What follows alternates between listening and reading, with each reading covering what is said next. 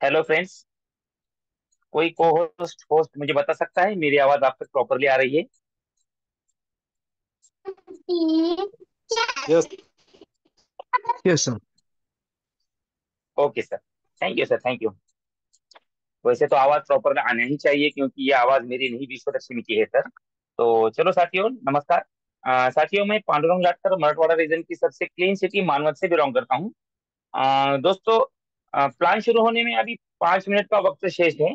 तब तक मेरा आपसे अनुरोध है, आप ज्यादा से ज्यादा कॉल करिए, एसएमएस करिए, किसी तरह हो, लेकिन आप ज्यादा से ज्यादा लोगों को आज इनवाइट करने की कोशिश करिए क्योंकि आज का जो प्लान होने वाला है, आज का जो सेशन होने वाला है, वो बहुत ही लाजवाब रहने वाला है। सबसे पहले मैं शुक्रिया अदा करना चाहूंगा आप सभी लोगों का। आप सही समय पर और सही मंच पर आज उपस्थित हो साथियों, क्योंकि ये मंच मामूली नहीं है। इसकी ताकत क्या है, ये हमें आने वाले दिनों में बिल्कुल समझ में आने वाली है। फिर मैं थैंक्स कहना चाहूंगा मेरे तीनों गुरुओं का, आदरणीय रवि जी सातो सर, आदरणीय योगेश जी पड़ोदे सर और आदरणीय प्रसेन जी सातो सर, इनका, क्योंकि इन्होंने इतना बड़ा मंच हमारे लिए तैयार किया है। और साथियों, ये जो मंच है ना, ये मंच मामूली नहीं है, मैं बार बार कहता हूँ।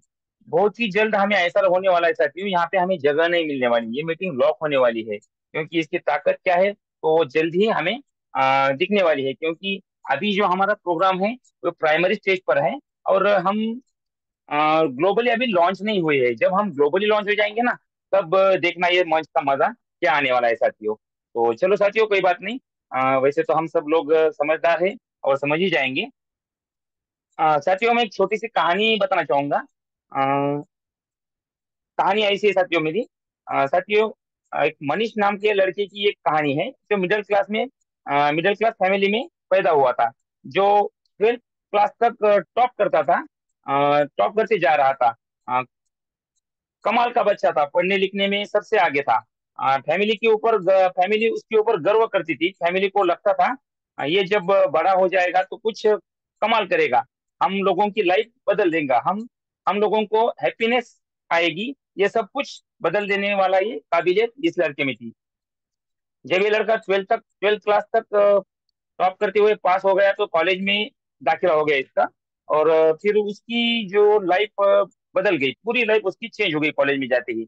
उसके आसपास ऐसे लोग आ गए साथियों कि जो ठीक नहीं थे, जिन्होंने मनीष को बिगाड़ के रख दिया था। अ, देर रात तक पार्टी करना, ज्यादा पैसे खर्चा करना, ऐसी आदतें कुछ मनीष को लग गई थी। घर वालों को झूठ बोल के पैसा मंगाना, ये सब आदतें मनीष के ऊपर आ गई थी। तो घर वाले को एक दिन समझ में आ गया कि ये बंदा कुछ ठीक काम नहीं कर रहा है, तो घर वाले ने उसे समझाने की कोशिश की। तो मनीष ने घर वालों को ही उल्टा डांट दिया और मुझे ज्ञान मत दो, मुझे सब कुछ मालूम है, आपकी ज्ञान से मेरी बात बनने वाली नहीं है, आप शांत रहिए, मैं अपनी जिंदगी जी लूंगा, कुछ इस तरह के वर्ड मनीष यूज करने लगा। तो एक साल बाद जब साथियों रिजल्ट आ गया तो एक सब्जेक्ट में मनीष फेल हो गया। और जहां ये फेल होने वाली बात आई, वहीं ये बात उसके ईगो को हर्ट कर गई। अ, ये जो लड़का 12th तक टॉप करता था, करते जा रहा था, वो कॉलेज में जाते ही फेल कैसे हो सकता है। और ये फेल होने वाली बात थी उसके मन में, दिमाग में इतना घर कर गई साथियों कि घर में बंद होके होके रह गया था ये बंदा। और कमरे में रहने लगा, खाली एक सिंगल कमरे में रहने लगा, घर वालों से ठीक तरह से बात भी नहीं करता था। तो दोस्तों के फोन उठाना भी उसने आजकल बंद कर दिया था, यहाँ तक कि बाहर आना जाना भी उसने बंद कर दिया था। मनीष धीरे धीरे डिप्रेशन का शिकार होने लगा था साथियों।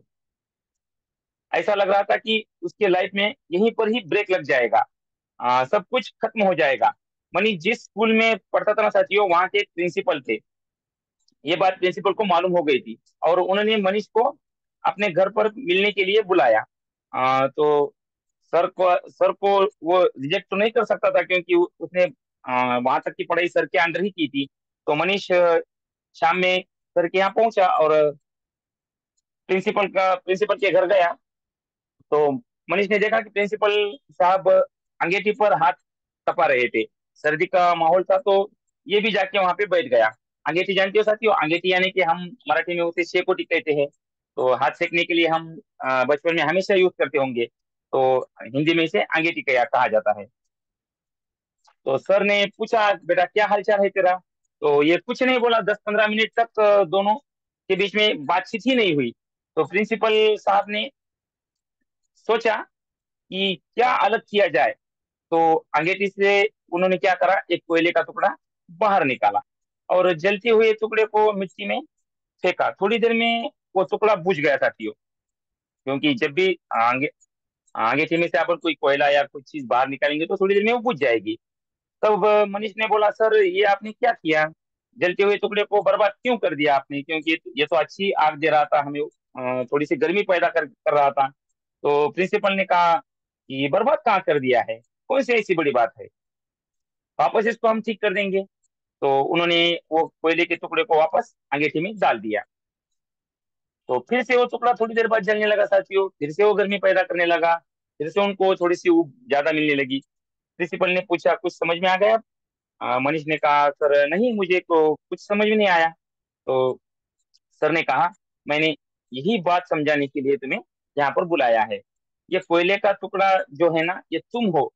और तुम जब अंगीठी से बाहर आए, गलत संगति में लगे, तुम मिट्टी में गए थे, बिल्कुल तुम मिट्टी हो चुके थे। तो आपको अगर वापिस जलना है, कुछ जब ठीक करना है, तो वापस आपको क्या करना होगा, अंगीठी तक जाना होगा।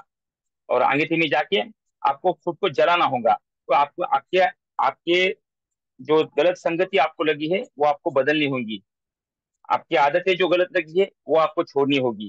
क्योंकि कुछ बड़ा काम करने के लिए आपको सही होना बहुत मायने रखता है। तो मनीष ने तब सर को क्या कहना था समझ लिया। और थोड़ी ही दिनों में मनीष वापस एक ब्राइट स्टूडेंट बन के पूरे कॉलेज में सामने आया। तो मेरा कहने का पर्पस ऐसा है साथियों कि बहुत लोगों के दिमाग में चल रहा है कि यार ये विश्व लक्ष्मी चलेगी नहीं चलेगी, क्या है क्या नहीं, आगे कैसा रहेगा। तो कोई सोचने की बात नहीं साथियों। बस हमें वो मनीष की तरह हमें सोचने की जरूरत है, प्रिंसिपल की तरह हमें सोचने की जरूरत है। हमें क्या करना होगा साथियों, हमें काम करना होगा। हम अगर काम करने लगेंगे ना, तो हम काम करते करते हमारी विश्व लक्ष्मी कहाँ आगे कब तक आगे जाएगी हमें पता भी नहीं चलेगा। क्योंकि इसमें इतनी पावर है साथियों। विश्व लक्ष्मी एक ऐसा कंसेप्ट है, पूरी दुनिया में आज तक ऐसा कंसेप्ट कहीं बना ही नहीं। और ये केवल ही केवल हम ऐसे भाग्यशाली लोग हैं ना, ये हमारे हाथ में आया है साथियों। तो हमें इसका सोना करना बहुत जरूरी बनता है साथियों। क्योंकि ऐसा कहते हैं साथियों, मुश्किल नहीं है कुछ दुनिया, तू जरा हिम्मत तो कर। मुश्किल नहीं है कुछ दुनिया, तू जरा हिम्मत तो कर। ख्वाब बदलेंगे हकीकत में, तू जरा कोशिश तो कर। क्योंकि हमें कोशिश हमारी कम गिर रही है साथियों, हमें कोशिश करना बहुत जरूरी है। क्योंकि कोशिश करेंगे तो ही हम आगे बढ़ पाएंगे, वरना हम आगे नहीं बढ़ पाएंगे। हमारी कोशिश को हम कभी कम नहीं होना चाहिए। हम अगर कोशिश करते रहेंगे तो बिल्कुल हम एक दिन सक्सेस होने वाले हैं। वैसे भी हम अभी अभी कोशिश करेंगे तो हमारी कोशिश बहुत काम आने वाली है साथियों। क्योंकि हमें जल्दी अब दिल्ली का दौरा करना है, हमारी कॉन्क्लेव अटेंड करना है। अगर हम हमारी फर्स्ट टेस्ट कंप्लीट करेंगे तो हमें वहाँ का हिस्सा बनने की हमें इजाजत मिलने वाली है। तो क्यों ना हम जोर शोर से वापस फिर से काम करें और फिर से हम एक बार जोर लगा के विश्व लक्ष्मी का नाम ऊंचा करें। ऐसा हमें लगता है, क्योंकि कोशिश करने वाले की कभी हार नहीं होती, ऐसा मैंने कहीं पढ़ा था साथियों। साथियों, वैसे तो टाइम बहुत हो चुका है। आज आदरणीय प्रशांत सर ने मुझे पोस्टिंग के लिए बुलाया और मुझे कहा कि आज, हालांकि मुझे आज बहुत काम था, लेकिन सर के कहने पर मुझे आज फिर से एक बार चांस मिला। मैं सर को ना नहीं कर पाया, क्योंकि ये जो बात रहती है ना साथियों, ये जो बोलने का आनंद मिलता है ना, ये हमें कहीं दूसरे मंच पर नहीं मिलेगा। और जब मैं आपसे बात करता हूँ साथियों, तो सही में मेरा जी भर जाता है, क्योंकि इतने सारे लोगों के सामने मैं बात करता हूँ, वो भी इतने ऐतिहासिक सिस्टम के बारे में। और ये जो ऊपर वाले ने बनाया है तो बहुत ही लाजवाब सिस्टम बनाया है साथियों। मैं अकेला आप सबको एक साथ बात कर सकता हूँ। ये जो सिस्टम है साथियों, इसके लिए तो हैट्स ऑफ। तो साथियों, आज प्लान तो होने वाला नहीं है, वैसे हमने कल प्लान सुन ही लिया था। रोज रोज प्लान सुन के भी हम कुछ बोर हो जाते हैं, तो आज क्यों ना थोड़ा सा अलग कुछ किया जाए, ऐसा हमें लगा है। तो मुझे आज अ, जिनको बुलाना है साथियों, वैसे तो वो हमें मेरे गुरु है। और गुरु की तारीफ करूँ इतना तो मैं कतई बड़ा नहीं। तो चलो साथियों, मैं आपके सामने एक ऐसी शख्सियत को लाना चाहूंगा जो मेरे गुरु है। और इनकी इनका जो तारीफ करूँ जितनी कम है, क्योंकि वो मेरे मैं उनसे सीखता हूँ साथियों। आदरणीय रवि सर का आज सेशन होने वाला है और हमें रवि सर आज बहुत सारे नई नई बातें बताने वाले हैं। क्योंकि जैसे जैसे टाइम गुजरता जा रहा है वैसे हमें दिल्ली की तारीख नजदीक नजदीक आने लगी है। तो रवि सर के बाद रवि सर हमें आज कुछ नई नई बातें बताने वाले हैं। तो रवि सर के बुलाने के लिए मैंने 4 लाइनें बनाई थी साथियों। मंच पर जो आ रहे हैं उनके चारों तरफ गुणगान है। मंच पर जो पधार रहे हैं उनके चारों तरफ गुणगान है। हैंड राइज के साथ स्वागत करो उनका, क्योंकि ये विश्व लक्ष्मी की जान है। तो आपसे मैं अनुरोध करना चाहूंगा साथियों, आप जल्द से जल्द हैंड राइज बनाइए और हमें रवि सर को इनवाइट करना है, क्योंकि आज रवि सर 5 मिनट ज्यादा ले सकते हैं, पूरी बात बताने वाले हैं। तो कृपया जल्द से जल्द हैंड राइज बनाइए, रवि सर को इज्जत दीजिए, क्योंकि जो हमारे विश्व लक्ष्मी जान है। तो अगर सर को इज्जत देंगे तो मुझे अच्छा लगेगा, वरना हम अ, सर का इंसल्ट करना मैं कतई नहीं चाहूंगा साथियों। प्लीज जल्द से जल्द हैंड राइज बनाइए। और मैं रवि सर को जब भी आधे से ज्यादा पर्सन हुए तो मैं रवि सर को इनवाइट करूंगा। तो इसी डिजिटल क्लैपिंग के बीच में आदरणीय रवि सर को इन्वाइट करना चाहूंगा। सर आइए और विश्व लक्ष्मी क्या है, विश्व लक्ष्मी हमें दिल्ली के बारे में जानकारी बताइए। हमें क्या करना होगा तो हम दिल्ली तक जा सकते हैं, ये सब कुछ बातें हम आपकी जुबानी सुनना चाहेंगे। आदरणीय Ravi ji Satav sir, over to you sir.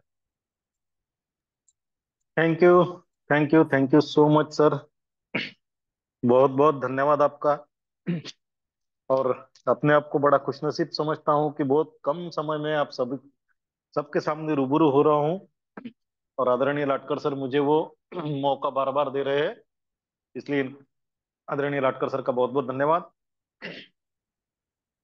सबसे पहले मंच पर उपस्थित सभी मेरे परिवार के सदस्यों को नमन वंदन प्रणाम करता हूँ। साथियों, परसों के दिन प्लान लिया था पीपीटी पर, कल भी प्लान हुआ। आज हमारे आदरणीय मुखिया जी किसी काम की वजह से थोड़ा ट्रैवलिंग में है, और बहुत सारे हमारे साथियों के घर मेहमान भी है, इसकी वजह से वो प्लान भी प्रेजेंट नहीं कर पा रहे हैं। आदरणीय हमारे योगेश जी पालोदी सर, हम सब जानते हैं उनकी तबीयत, अभी ऑपरेशन हुआ है, उन्हें बात करने के लिए डॉक्टर ने बहुत कम कहा है, इसलिए हम उनको तकलीफ भी नहीं देना चाहते। हम चाहते हैं कि वो एक बार जब फील्ड पे उतरे तो बस उनकी ही आवाज हमारे कानों में हमेशा गूंजती रहे, इसलिए उनको आराम दे रहे हैं अभी। उन्होंने भी ये बात को समझ लेना कि जब वो स्टार्ट हो जाएंगे तो केवल उन्हीं को बात करनी पड़ेगी। और जैसा कि लाटकर सर ने कहा कि रोज रोज प्लान होता है, तो प्लान के बजाय हम कुछ और बात कर सकते हैं तो उसको ऊपर बात करेंगे। और वैसे भी मुझे अभी शाम में मैंने करीबन 6:30 6:30 के आसपास लाटकर सर जी का फोन आया था। मैं थोड़ा काम में था, उसके बाद जब सर को फोन लगाया तो सर जी ने कहा कि सर आप ही को आज का सेशन लेना है। तैयारी तो नहीं थी, लेकिन फिर भी जब सब आप जैसे लोगों को सामने देखता हूँ, कुछ ना कुछ सूझ ही जाता है। इसलिए आज हम थोड़ी अलग बात करेंगे। उस बात पर जाने के पहले, जैसे आदरणीय लाटकर सर जी ने कहा है कि हमें दिल्ली में उस यूसीवाई का हिस्सा बनना है, तो साथियों देखिए, मैं एक बात आपसे कहना चाहता हूँ। हम बार बार आपसे उस यूसीवाई के बारे में उसका जिक्र कर रहे हैं। अब कुछ लोगों को हो सकता है लग रहा होगा कि क्या है ऐसा यूसीवाई में, वे बार बार हमको कह रहे हैं क्राइटेरिया कंप्लीट करो, फर्स्ट स्टेज कंप्लीट करो, अपने 2 लोगों का फर्स्ट स्टेज कंप्लीट करो। लेकिन नेटवर्क ये ऐसा फील्ड है साथियों, जिस फील्ड में किसी के ऊपर कोई जबरदस्ती कभी भी नहीं होती। उसकी वजह यह है कि नेटवर्क में खुद के मालिक हम खुद होते हैं। अगर एक बात समझ के चलिए कि आपने अगर किसी बिजनेस को, नेटवर्क की बात छोड़ दीजिए, विश्व लक्ष्मी की बात छोड़ दीजिए, आपने किसी बिजनेस को लगाने के लिए जेब से लाखों रुपए लगाए हैं और उसको स्टार्ट किया है, आप उसके मालिक हो, तो उस बिजनेस के साथ आपका बर्ताव कैसा रहेगा, उस बिजनेस के प्रति आपकी जिम्मेदारी कैसी रहेगी, उस बिजनेस के प्रति आपका एटीट्यूड कैसा रहेगा, और उस बिजनेस में सफल होने के लिए आप क्या क्या कर सकते हो, इन बातों पर अगर आप गौर करेंगे तो आपको एक बात यकीनन पता चलेगी कि भले ही मैं विश्व लक्ष्मी का हिस्सा हूं, लेकिन मैं विश्व लक्ष्मी में अपने आप को मालिक मानता हूं या नहीं। ये हर एक को सोचने की बात है। मैं किसी को पर्सनली नहीं कह रहा हूं, और ना ही वो मुझे अधिकार है पर्सनली किसी को कहने का।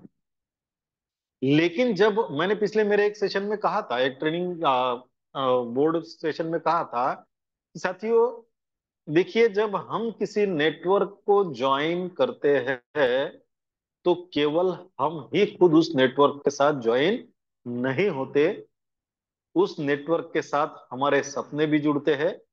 उस नेटवर्क के साथ जाने अनजाने में हमारा परिवार भी जुड़ता है, परिवार के सपने भी जुड़ते हैं, और परिवार के लिए देने वाले समय को भी हम उस नेटवर्क के साथ जोड़ते हैं। अगर इन सारी बातों को हम अगर देखेंगे तो ये बहुत बड़ा त्याग, या जिसको हम बहुत बड़ी कुर्बानी कहेंगे। लेकिन उस कुर्बानी की कदर हम खुद अगर नहीं करेंगे तो सोचिए क्या हम उस बिजनेस में सफल हो पाएंगे? बिल्कुल भी नहीं साथियों। और मुझे एक बात बताइए, जब आपने लाखों रुपए लगा के खुद का एक आधा बिजनेस अगर डाल दिया है, तो क्या आप उस बिजनेस को किसी और के सहारे पे करोगे? किसी और के और पे डिपेंड होके उस बिजनेस को करोगे क्या? नहीं। लेकिन होता क्या है साथियों, नेटवर्क में हम सारे के सारे लोग लीडर हैं नेटवर्क के। हमें बहुत ज्यादा अनुभव आ चुका है। और जब बहुत ज्यादा अनुभव आता है तो कभी कभी उस अनुभव के माध्यम से हमारे अंदर अहम भी आ जाता है। और कभी कभी हम ये भी सोचते हैं, नेटवर्क में हमने जैसा कि देखा है पहले, चलो मैंने दो चार पांच दस लोगों को ज्वाइन कर लिया, अब वो करेंगे, मुझे करने की जरूरत नहीं है। और जब ऐसी बातें हमारे दिमाग में आती है, खुद ब खुद हमारे काम करने की इच्छा धीरे धीरे मरने लगती है। मैंने ऐसे बहुत सारे लीडर को देखा है जिन्होंने टीम तो डेवलप की, लेकिन उनके अंदर जब ये विचार आया कि मेरा काम हो गया, मुझे काम करने की जरूरत नहीं है, वो नया कुछ भी सीख नहीं पाए। नया कुछ ना सीख पाने की वजह से फिर धीरे धीरे धीरे धीरे उनकी टीम उनसे दूर होती चली गई। और एक दिन वो उस नेटवर्क में जीरो हुए, जो एक समय में उस नेटवर्क के एक बेहतरीन कामयाब लीडर के तौर पे जाने जाते थे। इसलिए हमको एक बात, और हम सभी लोग बहुत ज्ञान रखते हैं, हम सभी लोग यूट्यूब के माध्यम से, गूगल के माध्यम से, बहुत सारी ट्रेनिंग सेमिनार के माध्यम से ये बातें हमको समझ में आती है कि एक इंसान कामयाब तभी होता है जब वो जो काम करता है उस काम में कंटिन्यूटी को रखता है, सातत्य को रखता है, तभी वो कामयाब बनता है। अगर हमने लाखों रुपए लगाकर एक बिजनेस स्टार्ट कर दिया है और मन आया तब उस बिजनेस को जाकर हम कर रहे हैं, तो क्या हम उस बिजनेस में कामयाब हो पाएंगे? एक बहुत बढ़िया, मैंने एक शोरूम डाल दिया, लाखों रुपए उसमें लगा लिए, और मेरे मन में आया आज नहीं जाने का, आज शटर डाउन। फिर कल मेरी इच्छा हुई, चलो आज दुकान खोलते हैं। फिर 2 दिन दुकान बंद रखते हैं, फिर एक दिन खोलते हैं। क्या उस शोरूम में मैं कामयाब हो पाऊंगा? नहीं। वही रूल नेटवर्क में काम आता है। और दुनिया में कहीं पे भी कामयाब हो तो एवरेज का रूल कभी काम नहीं करता। चलो मैं एक महीना भर नहीं काम कर लिया तो एक महीने का काम मैं 8 दिन में कर लूंगा, ऐसा कभी भी पॉसिबल नहीं है, उसमें रिजल्ट आते नहीं। अगर आपको इसका उदाहरण लेना है तो 8 दिन कुछ भी खाना मत खाइए। रोज सुबह 2 और शाम में 2 रोटी आप अगर खाते हो तो 8 दिन का उपवास कीजिए, और 9वें दिन 8 दिन की रोजाना 4 रोटी, मतलब 32 रोटी 90 दिन खा के बताइए, खाए जाती क्या? नहीं होता साथियों। जैसा एवरेज हमारे पर्सनल लाइफ में काम नहीं करता, वैसा एवरेज बिजनेस लाइफ में भी काम नहीं करता साथियों। इसलिए जो भी काम हम कर रहे हैं उस काम में रोज अगर हम 2 घंटे, 1 घंटा, 4 घंटे काम कर रहे हैं तो वो उतना समय हमें उस काम के लिए देना ही पड़ता है। अगर ऐसा ना होता तो फिर जो जॉब करते हैं, जो सर्विस करते हैं, जो बिजनेस करते हैं, वो लोग रोजाना ड्यूटी पर नहीं जाते, रोजाना उस बिजनेस को नहीं खुला करते, रोज जाना पड़ता है। और इसलिए अगर विश्व लक्ष्मी में हमें कामयाब बनना है तो विश्व लक्ष्मी में हमें रोजाना 1 2 4 घंटे जो भी आपके पास समय हो, आपके सब काम करने के बाद उतना समय हमें रेगुलरली देना ही पड़ेगा, देना ही पड़ेगा। और साथियों देखिए, अभी मैंने कहा कि ये ऐसा सीजन है, इस सीजन में बहुत सारे नेटवर्क मार्केट में आते हैं। अब मार्केट में बहुत सारे नेटवर्क हमारे पास में आते हैं, हमारे सामने भी लोग आके प्लान देते हैं, तो कभी कभी हम कंफ्यूज होते हैं, है ना। मैं पहले एक नेटवर्क कर रहा हूं, मेरे हाथ में ऑलरेडी एक नेटवर्क है, कोई व्यक्ति और दूसरा नेटवर्क मेरे पास लेकर आता है और वो कहता है कि इसमें बहुत फास्ट इनकम है, बहुत अच्छा है, बहुत जबरदस्त चल रहा है, लोग बड़े अच्छे तरीके से कर रहे हैं, तो हम कंफ्यूज हो जाते हैं, है ना। नेटवर्क का एक नियम है साथियों, अगर आप आपका प्लान किसी को देने के लिए जा रहे हो, तो हमारा टारगेट होता है उसको कन्विंस करने का हमारे प्लान के बारे में। लेकिन नेटवर्क क्या कहता है, अगर किसी कारणवश आप उस व्यक्ति को आपके प्लान के बारे में कन्विंस नहीं कर पाए, तो कम से कम वो जो नेटवर्क कर रहा है उस नेटवर्क के बारे में उसको कंफ्यूज करके आए। मेरी बात को गौर से सुनना, अगर हम हमारे नेटवर्क के बारे में किसी को कन्विंस करने में अगर सफल नहीं होते हैं, तो वो जो नेटवर्क कर रहा है उस नेटवर्क के बारे में उसको कंफ्यूज करके आना चाहिए। क्यों?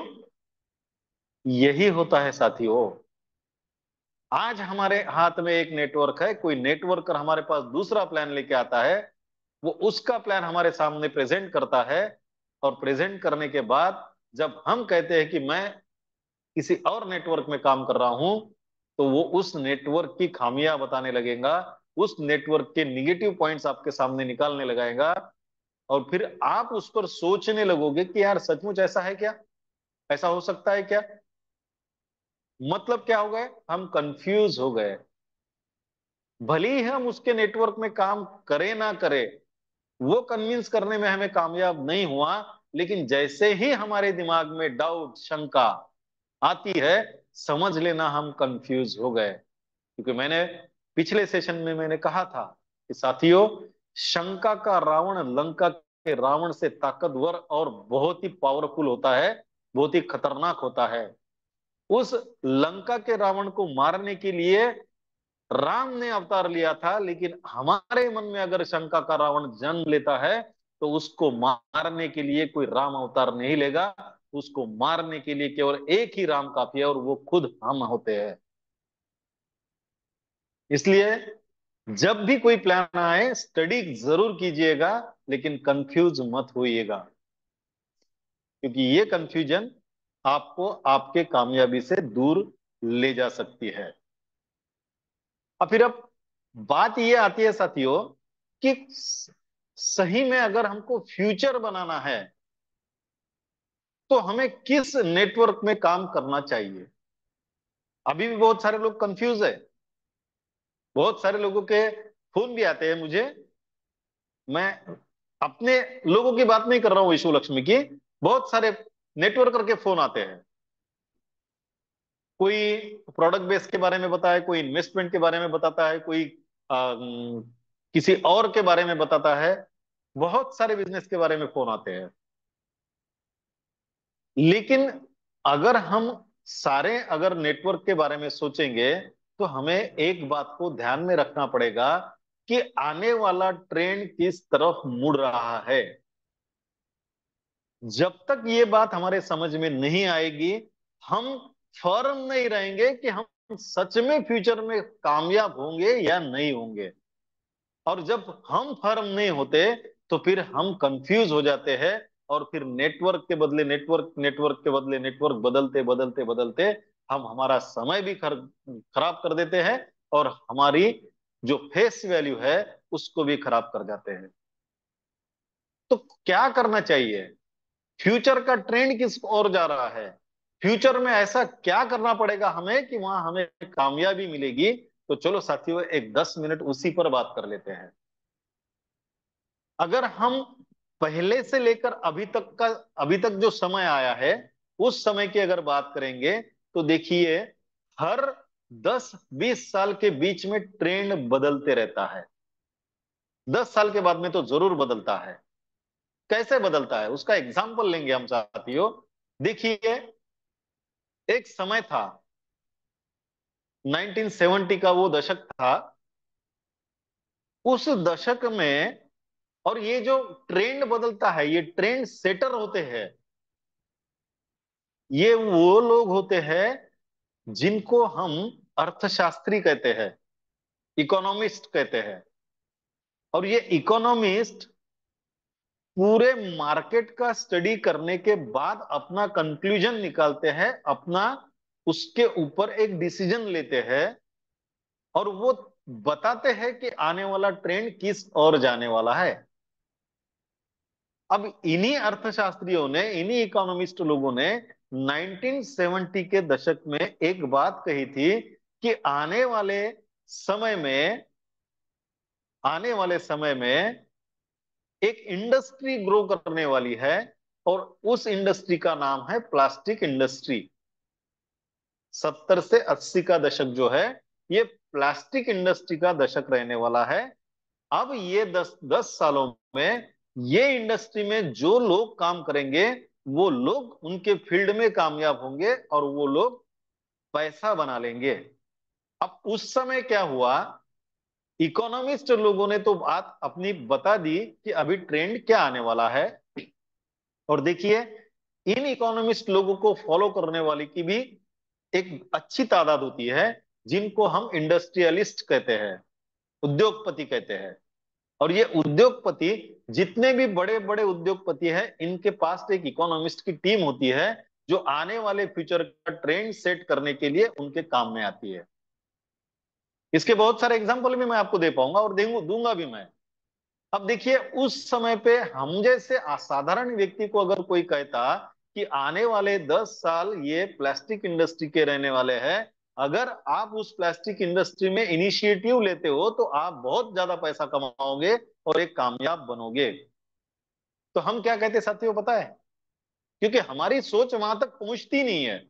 हम क्या कहते हैं यार, हम लोग हिंदुस्तान के लोग इतने मजबूत लोग हैं, हमारे घर में जो भी बर्तन है, ये सारे के सारे बर्तन लोहे के हैं, पीतल के हैं। और आप कह रहे हो कि आने वाले समय में हमारे घर का बहुत ज्यादा जो हिस्सा है ये प्लास्टिक के बर्तन लेने वाले हैं। तो हम बात पे यकीन नहीं रखते।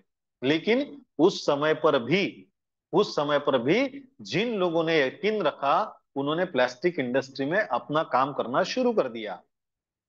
अब देखिए, एक बात को सोचिएगा, 1970 का दशक ये महंगा था या आज का दशक महंगा है, आज का समय महंगा है?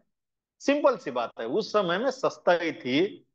और उस सस्ताई के जमाने में प्लास्टिक के एटम जो मार्केट में आए, उस समय अगर हम एक सादे चेयर की बात अगर करते, तो एक चेयर उस समय पर करीबन 1500 रुपए या 2000 के बीच में आती थी। सस्ताई के जमाने में प्लास्टिक की चेयर 2000 के आसपास आती थी।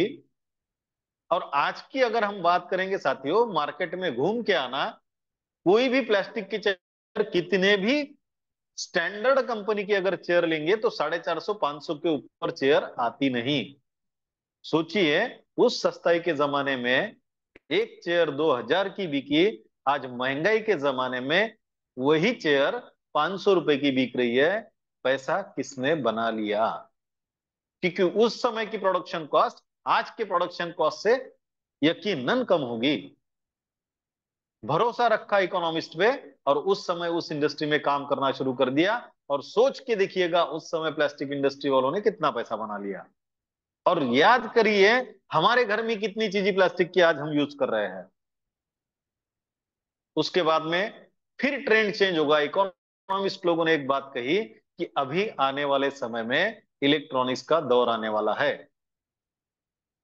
इलेक्ट्रॉनिक्स के दौर में उन्होंने कहा था कि जो पिक्चर हम थिएटर में जाके देखते हैं, जिसके लिए टिकट निकाल के हम बैठते हैं, और 3 घंटे वहां पर देते हैं, उसी पिक्चर को हम हमारे घर में बैठकर 10 बाय 10 की रूम में देखेंगे।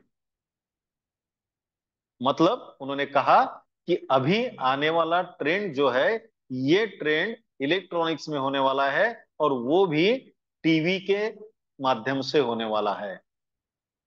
अब सोचिए 80 से 90 का दशक, उस समय पे सस्ताई थी या महंगाई थी? आज के जमाने से जरूर सस्ताई थी। अब याद करिएगा, जिन लोग, हमने क्या सोचा, अरे यार ये ऐसा कभी हो सकता है क्या, हम घर बैठे कभी पिक्चर देख सकते हैं क्या? लेकिन जिन्होंने उन इकोनॉमिस्ट की बातों पर विश्वास रखा, उन्होंने उस इंडस्ट्री में एंट्री कर लिया, और उन्होंने टीवी के प्रोडक्शन को शुरुआत कर दिया। मुझे आज भी याद है, उस समय पर शटर वाला एक टीवी आता था। उस शटर वाली टीवी को, वो भी मोहल्ले में एक आध व्यक्ति के पास रहता था, और सारा मोहल्ला उस व्यक्ति के घर में, उस समय रामायण की सीरियल चलती थी, रामायण देखने के लिए उस व्यक्ति के घर में जाके बैठते थे पूरे मोहल्ले के लोग। अब वो समय में उस ब्लैक एंड व्हाइट की छोटे टीवी की कीमत थी करीबन 35,000 रुपए। उसमें कोई दूसरा ऑप्शन नहीं था, एंटीना लगता था, एंटीना के साथ में वहां पिक्चर दिखता था, अगर वो सेट नहीं हुआ तो सेट करके उस पिक्चर को देखना पड़ता था। और ऐसी टीवी उस समय पे 35,000 में लेना लोगों ने शुरू कर दिया, सस्ताई के जमाने में। आज जमाना सस्ताई का है या महंगाई का है साथियों? महंगाई का जमाना है। आज कितना भी अच्छे क्वालिटी का टीवी लेने जाओ, 22 इंची 36 इंची टीवी लेने जाओ, जो स्मार्ट टीवी है, जो आपके मोबाइल से भी चलता है, सारी बातें उसमें आपके मोबाइल में जो है वो टीवी पर दिखती है। इतनी सारी फीचर्स होने के बाद में भी वो टीवी पर 10-20 हजार के आसपास मिलता है। अब सोचिए, आज के महंगाई के जमाने में सारी सुविधाएं रहने वाला टीवी, वो भी फ्लैट टीवी, दीवार पे चिपका दो, जगह ज्यादा लगने की जरूरत नहीं, वो तो उसके लिए टेबल लगना पड़ता था, उतना बड़ा डब्बा टीवी का उसको रखना पड़ता था। आज तो फ्लैट टीवी 20 हजार के आसपास मिलता है। सोचिए उस समय इकोनॉमिस्ट के बातों पर विश्वास रख के जिन लोगों ने इलेक्ट्रॉनिक्स के उस ट्रेंड में, टीवी में अपनी इन्वेस्टमेंट किया बनाने में, कितना पैसा कमाया होगा। बराबर है साथियों? अब उसके बाद का दशक आता है। उस दशक में इन इकोनॉमिस्ट लोगों ने कहा कि आने वाला समय ये कंप्यूटर का समय रहने वाला है। अभी एक कंप्यूटर 100 लोगों का काम करेगा, 100 लोगों का काम करेगा। लोगों ने बेवकूफ बनाया उनको। ऐसा कभी हो सकता है क्या? अगर ऐसा हुआ तो सोचिए बेरोजगारी कितनी बढ़ेगी, कितने युवा बेरोजगार हो जाएंगे। लेकिन कंप्यूटर आया, कंप्यूटर आया, उसका सबसे पहला जो मॉडल था, वो पहला मॉडल बहुत कम लोगों के पास था, लेकिन उसकी कीमत थी साथियों 2 लाख रुपए। उस सस्ताई के जमाने में कोई भी फीचर ज्यादा नहीं उसमें। ऐसा कंप्यूटर अगर लेना है तो 2 लाख रुपए खर्चा करके लेना पड़ता था। और आज के महंगाई के जमाने में लेटेस्ट जनरेशन का लैपटॉप भी अगर लेना है आपको, तो 30-35 हजार में मिलता है। सोचिए उस समय पे जो लोग उस इंडस्ट्री में जिन्होंने एंट्री किया, कितना पैसा बनाया होगा। उसके बाद फिर ट्रेंड चेंज होगा। फिर अगले दशक में उन इकोनॉमिस्ट लोगों ने बोला, अभी दौर आएगा टेलीकम्युनिकेशन का। टेलीकम्युनिकेशन मतलब मोबाइल का दौर आएगा। अब हमारे जैसे लोग, साधारण लोग क्या सोचने लगे, अरे यार हिंदुस्तान में अभी तक लैंडलाइन घर पर घर घर नहीं पहुंचा है, ये मोबाइल कब पहुंचेंगे और कब लेंगे लोग? याद है हम सबको, वो समय भी याद है जब आउट गोइंग 16 रुपए था और इनकमिंग 8 रुपए था। और एक बड़ा सा 1 फुट वाला एक मोबाइल आता था। वो मोबाइल बहुत कम, मतलब रेयरली किन किन लोगों के पास रहता था, और वो भी बड़े शान से पूरी गली में उस फोन को लेके घूमते थे। पैसे वालों की बात थी वो, और सारा मोहल्ला उसकी तरफ देखता था, यार क्या चलते चलते बात कर रहा है ये। तब हम ये सोच भी नहीं सकते थे कि हमारे पास मोबाइल रहेगा। अब वो जो मोबाइल था साथियों, जिसमें केवल इनकमिंग और आउटगोइंग की ही सुविधा थी, बाकी तीसरी सुविधा कोई नहीं थी, वो मोबाइल करीबन 70,000 रुपए का था। 70,000 रुपए का। सस्ताई के जमाने में इनकमिंग 8 रुपए, आउटगोइंग 16 रुपए, और मोबाइल की कीमत 70,000 रुपए। आज के महंगाई के दौर में मार्केट में सारे फीचर्स से लेस मोबाइल अगर आप लेने जाओगे तो 12-15 हजार में आपको अच्छे कंपनी का मोबाइल मिलता है। सोचिए, इकोनॉमिस्ट की बातों पर जिन्होंने ध्यान दिया, जिन्होंने उनकी बातों को फॉलो किया, वो उनके लाइफ में उनके ट्रेंड में सक्सेस हुए और करोड़पति बन के बाहर उभरे। उसके बाद ट्रेंड आया साथियों। वो जो ट्रेंड आया, उस समय इकोनॉमिस्ट लोगों ने कहा कि अभी हमारे देश में बिजनेस करने का तरीका बदलने वाला है। बिजनेस करने का तरीका बदलने वाला है। और वो तरीका क्या बदलने वाला है? तो पहला ये फर्क, बदलाव आएगा कि पहले जो बेचता था वो कमाता था, लेकिन अब जो ट्रेंड आने वाला है, अब लोग खरीदेंगे तब भी पैसा कमाएंगे। सोचने की बात थी साथियों। ऐसा कभी हो सकता है क्या? हमारा दिमाग उस तरफ दौड़ने लगा, यार जो लोग बेचते हैं वही तो कमाते हैं, जो खरीदता है वो कमाएगा कैसा? लेकिन उस समय उन इकोनॉमिस्ट लोगों ने कहा कि एक ऐसी सिस्टम मार्केट में आने वाली है, ऐसी टेक्नोलॉजी मार्केट में आएगी, जिस टेक्नोलॉजी के साथ जो भी व्यक्ति जुड़ेगा, वो अगर खरीदेगा भी तब भी पैसा कमाएगा, और वो खरीदने लगाएगा तब भी पैसा कमाएगा। और वो दौर था, वो ट्रेंड था डायरेक्ट सेलिंग सिस्टम का। याद है हम सबको। 90 से 2000 का दशक की बात कर रहा हूं मैं साथियों। 90 से 2000 के दशक में उन्होंने उस समय कहा था कि आने वाला दौर अभी डायरेक्ट सेलिंग इंडस्ट्री का रहने वाला है। उसके लिए कोई टाइम लिमिट नहीं है। कोई टाइम लिमिट नहीं है। और उन्होंने जो बात कही थी, आज हम सभी लोग उस बात के साक्षी है कि जब सबसे पहले, जब हम बचपन से लेकर उस डायरेक्ट सेलिंग इंडस्ट्री में जब तक एंटर नहीं हुए, तब तक हमको यही बात पता थी कि जो बेचता है वही वही कमाता है। लेकिन जब जैसे ही हमने डायरेक्ट सेलिंग में, प्रोडक्ट बेस में, या जो भी डायरेक्ट सेलिंग था उसमें एंट्री लिया, तब हमें पता चला कि हम खरीदते हैं तब भी पैसा कमा सकते हैं। और उस दौर से डायरेक्ट सेलिंग इंडस्ट्री की शुरुआत हुई। तो अभी भी डायरेक्ट सेलिंग इंडस्ट्री चालू है साथियों। सोच के देखिए कितने साल हो चुके हैं उस बात को। अब दौर बदला साथियों, ट्रेंड बदला। अभी देखिए बहुत सारे लोग आज भी प्रोडक्ट बेस्ड मार्केटिंग में काम कर रहे हैं, लेकिन अभी वो दौर खत्म हो चुका है। अब वहां पर लोग काम करेंगे लेकिन पैसा नहीं बनाएंगे साथियों। क्यों? क्योंकि वजह है, अभी उसमें सैचुरेशन आ गया है। अभी लोग उसके बारे में इतना ज्यादा अवेयर हो चुके हैं, लोगों को यह बात पता चली है कि मैं अगर इसमें अभी एंट्री लेता हूं तो मुझे केवल मैं जो खरीदूंगा, या फिर मैं अगर कहीं जाके रिटेल करता हूं, लोगों के घर घर जाके बेचता हूं, तभी पैसा कमा पाता हूं। अब मुझे नेटवर्क के माध्यम से, टीम के माध्यम से पैसा नहीं आने वाला, अगर मैं नई शुरुआत करता हूं तो।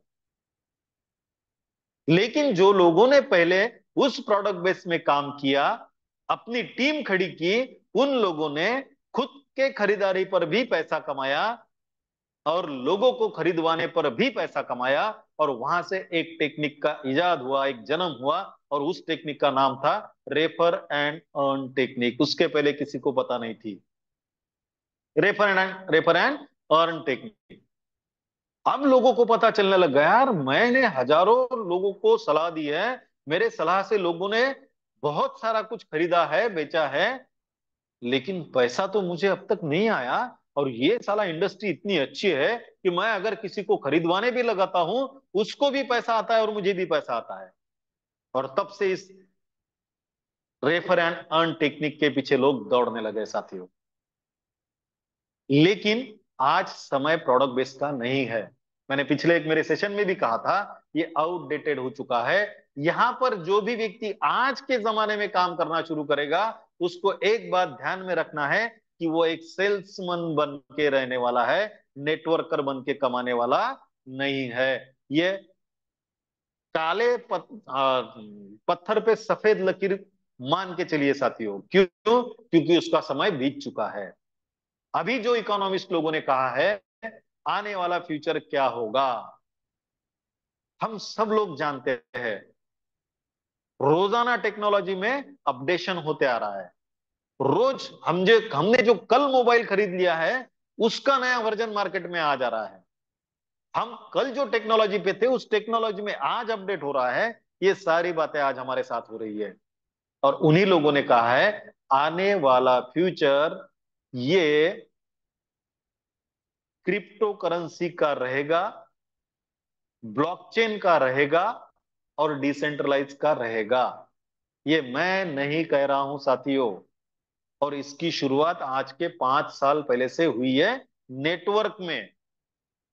वैसे तो ब्लॉकचेन क्रिप्टो करेंसी सालों से 15-20 सालों से चलते आ रहे हैं, लेकिन नेटवर्क में ब्लॉकचेन की, क्रिप्टो करेंसी की, डिसेंट्रलाइज की एंट्री अभी हो चुकी है। और ये हमारे लिए एक गोल्डन पीरियड है इस टेक्नोलॉजी में, इस ट्रेंड में खुद को एंटर करने का। अगर ये समय हमने चुका दिया साथियों तो हमारे जैसा दुर्भाग्यशाली व्यक्ति कोई नहीं होगा।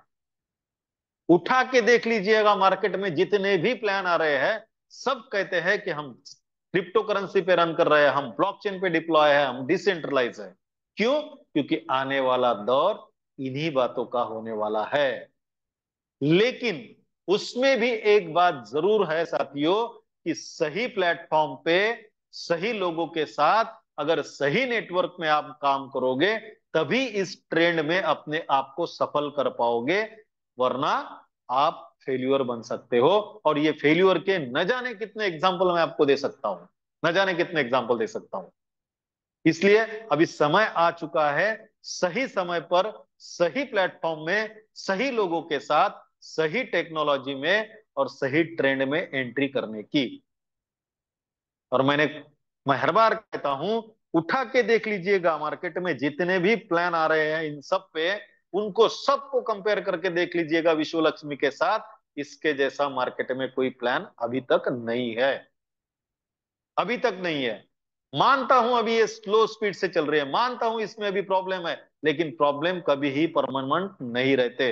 हर प्रॉब्लम का सॉल्यूशन होता है और वो सॉल्यूशन तक पहुंच चुके हैं। बस चंद दिनों की दूरी है साथियों, एक भी प्रॉब्लम इसके साथ में नहीं रहेगा। जो आज लोग कोस रहे हैं और कोस के कहीं और जाके काम कर रहे हैं, वो लोग फिर इस विश्व लक्ष्मी में आके काम करेंगे। ये मेरा शब्द है आप सबके सामने और प्रॉमिस भी देता हूं आप सबको। बस कुछ दिनों की बात है, कुछ दिनों की बात है। आज तक विश्वास रखा, 2-4 दिन और विश्वास रखिए साथियों, आपके सामने एक विश्व लक्ष्मी का नया रूप हमारे आपके सामने प्रेजेंट हो जाएगा। नया रूप, प्लान वही, सारी बातें वही, लेकिन रूप नया रहेगा। और उस नए रूप के साथ में फिर हंगामा मचाएंगी विश्व लक्ष्मी पूरी विश्व में। ये मेरा आपसे विश्वास के साथ आपसे बात करता हूं साथियों।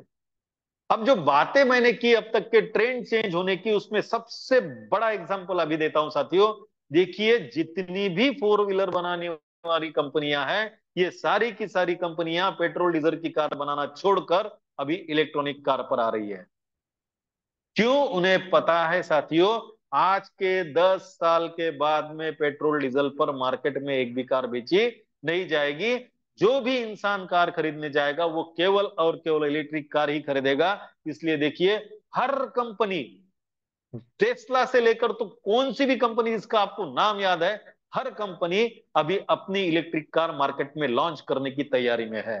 क्यों? उन्हें पता है आने वाला समय किस तरफ दौड़ रहा है, ट्रेंड कौन सा आने वाला है। और उस ट्रेंड में अगर हम अपने आप को स्थापित नहीं कर पाएंगे तो हमारा नामो निशान मिट जाएगा। इसलिए फिर टेस्ला से लेकर टाटा, जो भी कंपनी का नाम आप लोगे, हर एक कंपनी अपनी इलेक्ट्रिक कार मार्केट में लॉन्च करने जा रही है।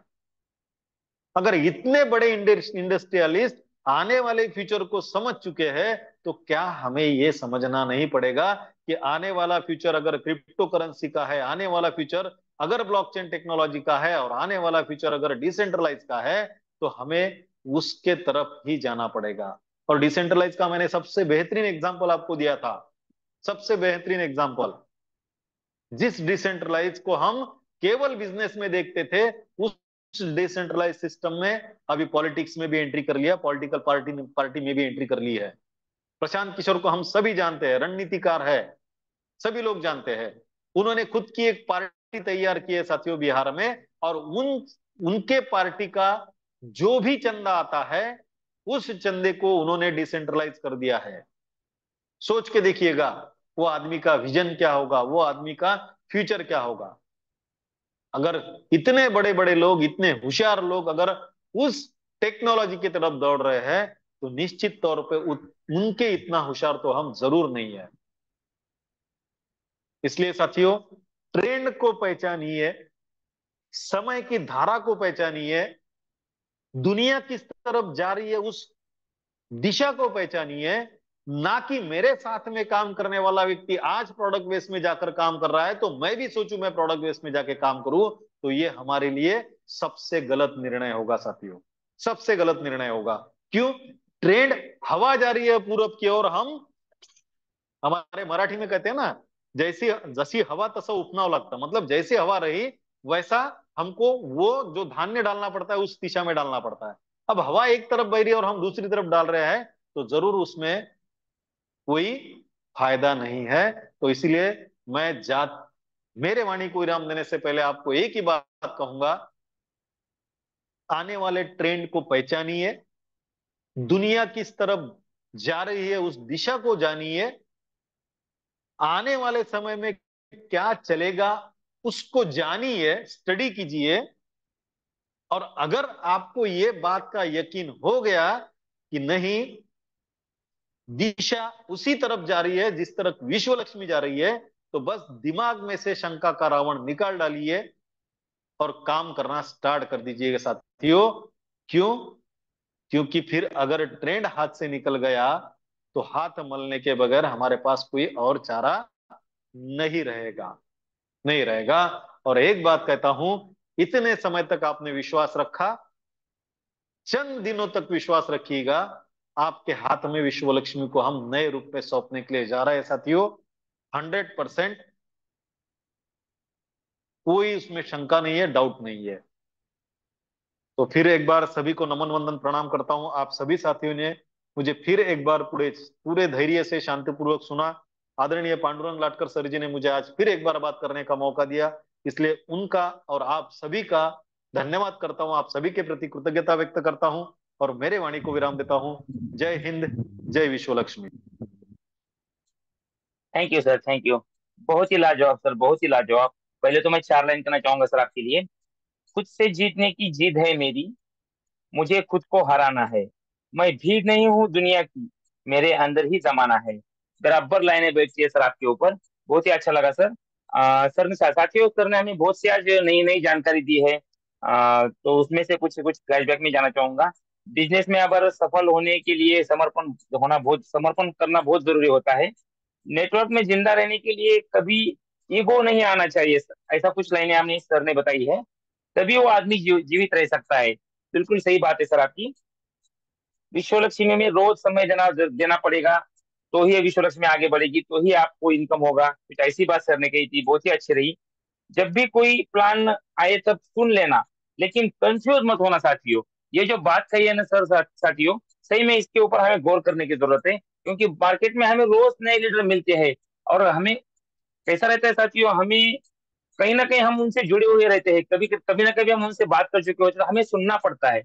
बिल्कुल सर ने कहा है सुन लेना, लेकिन कंफ्यूज मत होना। क्योंकि सर ने ऐसा क्यों कहा साथियों, मालूम है क्या? क्योंकि सर को पता है विश्व लक्ष्मी के तरह का प्लान ना दुनिया में पहले कभी आया था और ना बाद में कभी आने वाला है। ये जो है तो एकदम परफेक्ट अपने लिए बने वाला प्लान है, इसलिए कंफ्यूज मत होना, ऐसा हमें सर ने समझाने की कोशिश की है। और सर ने अभी इकोनॉमिक्स के बारे में बहुत सी जानकारी हमें दी है। ये जानकारी से हमें रूबरू किया है। इससे पहले हमें ये जानकारी नहीं थी। क्योंकि हर 10 साल के बाद जो ट्रेंड बदलता है और फ्यूचर क्या होता है इकोनॉमिक्स बताते हैं। ये ऐसी बहुत ही इंपॉर्टेंट आज जानकारी सर ने हमें बताई है। और इसके ऊपर हम कभी गौर नहीं करते साथियों, लेकिन सर ने जो बताया है बहुत ही लाजवाब रहा। क्रिप्टो करेंसी का रहने वाला है, ब्लॉकचेन का रहने वाला है, डिसेंट्रलाइज का रहने वाला है, और इसके ऊपर काम भी चालू हो गया है। ये काम चालू हो गया है जब भी हम विश्व लक्ष्मी के माध्यम से एक दूसरे से रूबरू हो रहे हैं, हमारी पहचान हो गई है। और विश्व लक्ष्मी हमारे हाथ में लगी है साथियों।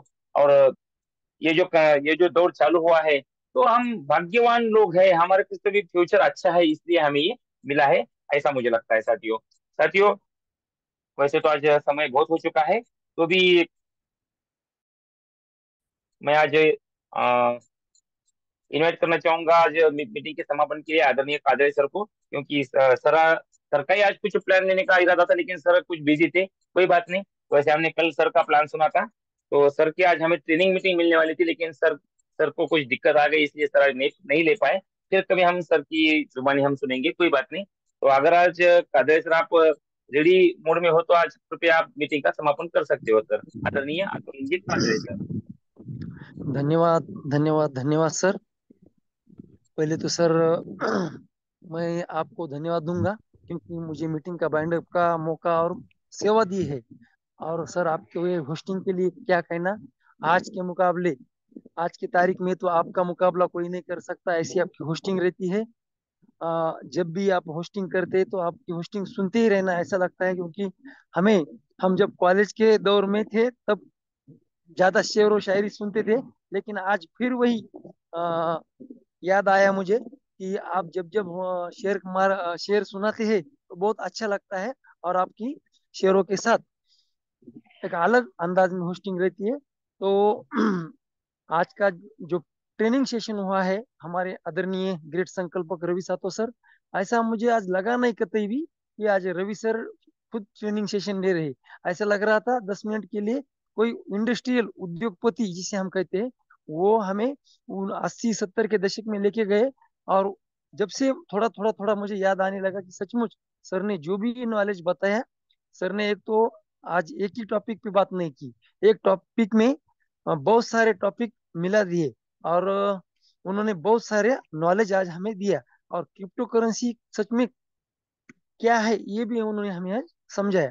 तो सर आपके नॉलेज को सैल्यूट। मैं तो हमेशा कहता हूँ कि सर आप जब भी प्लान लेते हैं तब आपको सिर्फ इतना कहना पड़ता है कि सर आप एक 2 घंटे 3 घंटे एक टॉपिक पे आराम से बात कर सकते, तो खाली आपको रिमाइंड करना पड़ता है कि किस टॉपिक पे मैं बात आज करूंगा।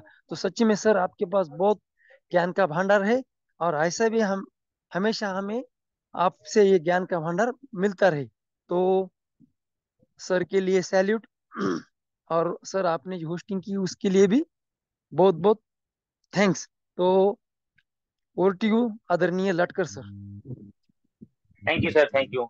यही बात तो मैं हमेशा कहता हूँ साथियों, मैं हमारे पास दो मैजिशियन हैं, और एक मैजिशियन है हमारे वॉइस मैजिशियन, और दूसरे मैजिशियन तो हमारी माइंड मैजिशियन। मैं माइंड मैजिशियन किस लिए कहता हूँ, आदरणीय काजल सर ने हमें भी बताया है। तो दो लाइनें काजल सर के लिए भी। एक दिन शिकायत तुम्हें वक्त और जमाने से नहीं, खुद से होगी, कि जिंदगी सामने थी और तुम दुनिया में उलझे रहे। तो स्पेशली मैं थैंक्स कहना चाहूंगा आज आदरणीय रवि जी सातो सर इनका।